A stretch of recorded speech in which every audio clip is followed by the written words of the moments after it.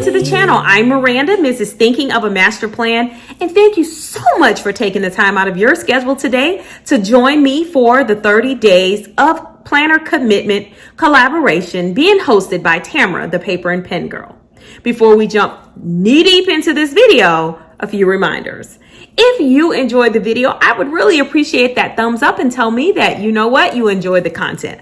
Also, don't forget to comment below. What do you have the hardest time committing to in terms of sticking to one planner a year? And last but not least, if you've not had the opportunity to subscribe to my channel, I would love to have you as a member of my planner squad, Team Bella. All you have to do is hit that subscribe button below, and don't forget the notification bell so that you're informed anytime I upload new content. All right, so let's talk a little bit about this collaboration. So first of all, thank you, Tamara, for inviting me for the third time. So for the past 3 years, Tamara has hosted some type of planner collaboration in the month of December. And she brings together 30 different planner babes.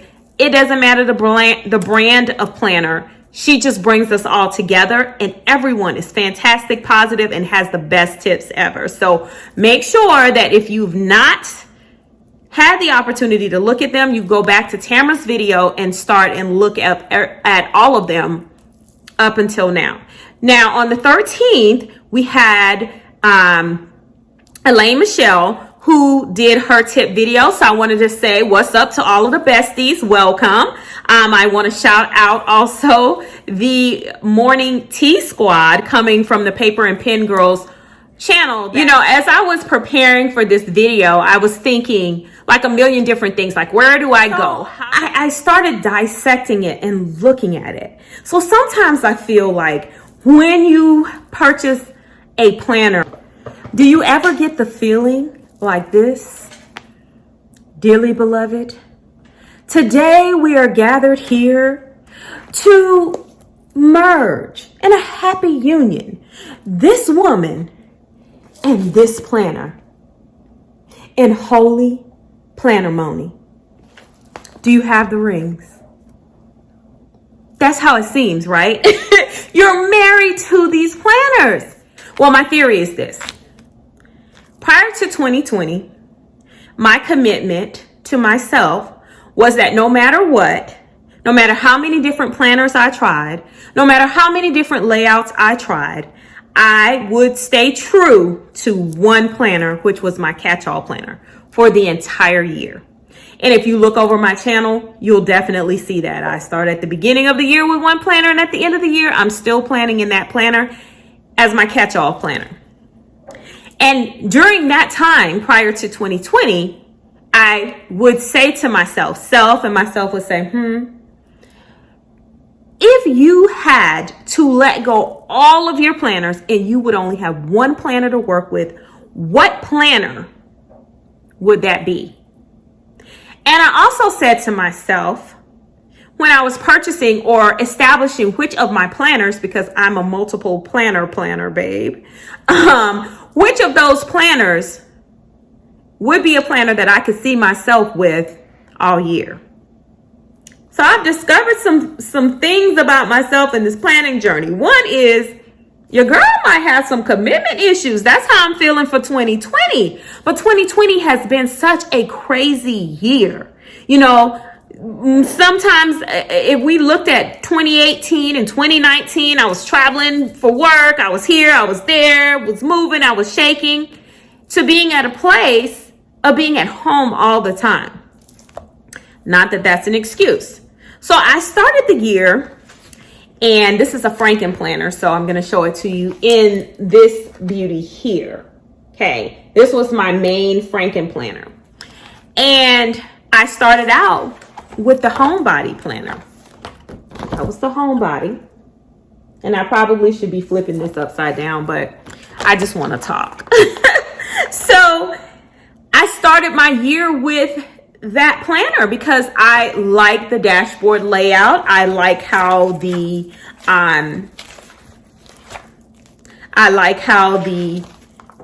the dashboards are there. I'm trying to find one that I didn't cover up. All of these I covered up. And Even though the homebody did not have this area here shaded, there was still things that I needed to cover up. And I did that pretty much week over week. But at the time, it was one of the most neutral planners that were available, right? Fast forward to the spring release of the 18-month planners. Now, I have never been a planner babe that would like an 18-month planner. As a matter of fact, I still don't like 18-month planners. I don't want no 18-month planner. I know that I prefer to have a 12-month planner or use 12 months of a planner and then move on. I just know this about myself. I am not that committed. So when the Happy Planner had their 18-month planner release in the late spring, then they talked about coming out with our dream planners. Because even though Homebody's pretty neutral, up in the corner, and I'm trying to find a page that maybe I didn't decorate so I can show you what I mean. But even though I decorated, I have one that is a pretty blank spread. I did not put any plans on it. But here, there was a flower here. There's this black and white up at the top. So here it was shaded in that area. And I would have to cover that up every single week. So it wasn't truly a neutral planner. More neutral than most. In the errands area, it had always been shaded in the previous versions of the dashboard planner that came out. Well, lo and behold, when that spring release came out, then they came up with a new day planner. And in the new day planner, this planner, with the exception of this right here, totally neutral. Answers to all my prayers. So for the first time in the years that I've been deco planning and knowing about the Happy Planner and all the other planners that I use, this is the first time that there has been this neutral thing. So of course, Happy Planner, it's a trend. Happy Planner is jumping on this trend, right? So Happy Planner has jumped on the trend, and now there is a dashboard layout that's neutral. I had to have it. I mean, they came out with the Wild Style. That was a very neutral planner in terms of a vertical planner. I had to have that too. So what I started out with in the beginning of the year, which was the Homebody. Okay. I also had, I was finishing up my vertical wrong planner. So I had that. Had that vertical wrong planner going on. I started with that, all that color, to a point where now they have a total vertical planner. So I swapped up. So here's my vertical planner, and I do change the covers. These are the black metal disc. Put metal disc on all my planners. And I now had the opportunity to plan in the Wild Style planner, which is totally neutral, versus what I was dealing with in that wrong planner with all that color shading, and then sometimes fashion girls that I didn't want to see every week, or quotes, or little decor that I did not want in my planner. If I wanted there, I would prefer if I could put it there on my own without me having to be forced to put it there. And so that's where I ended up with this planner. So I couldn't get on this video. I said all that to say this. I couldn't get on this video to tell you, like, yeah, my tip is, whatever catch-all planner you start with for the year, that should be your planner for the end of the year, and tell you tips how I've done it. I could tell you how I've done it in the past. And that was those two questions that I asked myself, this is previous to 2020, is if I had to do away with all of my planners, which would be the planner that would remain in my lineup? Okay, that was the first question. And the second question that I asked myself was, what planner do you see yourself sticking with for an entire 12 months? Because that was my trend. That was my thing, a 12-month planner, until 2020 came and threw a wrench in that. So as I was thinking through this, I came to this discovery that my commitment is not to my planner. My commitment is to the process of planning.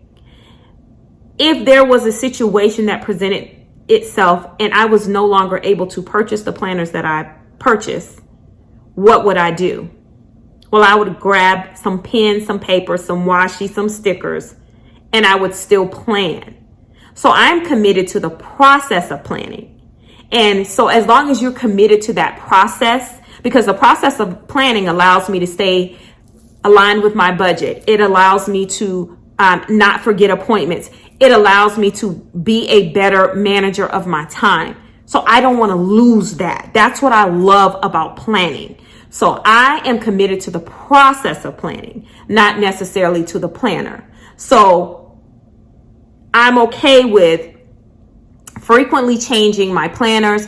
I'm okay with trying different styles and layout. As long as I continue planning, then I am keeping my commitment, which is to plan and to be more intentional and organized. So I hope that all of that rambling that I just did made a lot of sense. So if you want to stay in one planner, absolutely nothing at all with that. And those 2 questions are very valuable. Those are my tips for the 30 days of planner commitment. Now, the next planner babe I'd like for you to go visit is Elyssa Nalani. I've tagged her below in the information section of this video. So I would like to say, Morning Tea Crew, I cannot wait to hear what your comments are on my video. And if you want to talk about my commitment issues, let's talk about them. Let's talk about them, because there's nothing wrong with that. But I appreciate you guys tuning in. Again, shout out to the besties from Elaine Michelle's channel. Tamra, thank you, girl, again for inviting me to participate in the collaboration. And I hope you guys definitely stay tuned to all 31 days of planner commitment tips. I will see you soon. Ciao, Bella.